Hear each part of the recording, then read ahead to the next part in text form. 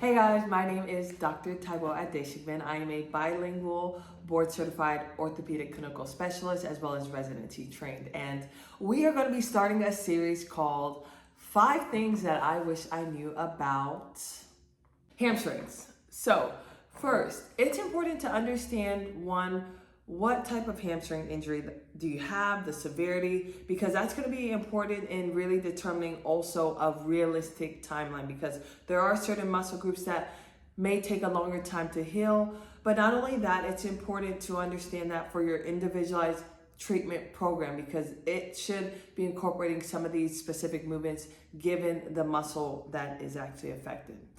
Secondly, the rehab focus after even your first hamstring injury is so important. And I wish I heard that as a college athlete, as a professional athlete, because perhaps maybe that would have resulted in less injuries and less time being on the sideline.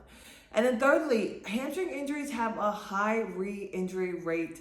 Some cite 15 to 20%. And why does that happen? Well, there's a number of factors. One is that sometimes athletes don't truly go through the rigorous testing to determine, one, do I have mobility? Do I have the strength? Do I have the power? Do I have the endurance, the conditioning to withstand my activity? And fourthly, while athletes may be cleared to return back to their sport, given they don't have pain and they're able to sprint, at times the actual scar that heals after a muscle's injury oftentimes has not fully matured. And so that means the rehab should continue, and there's no such thing as I went back to my sport day one and then my rehab is done. You actually still need to continue, because there is a very high likelihood that that muscle is still regaining its strength and its fibers. And then fifthly, it's not enough to say that, well, I don't have pain, I can get back.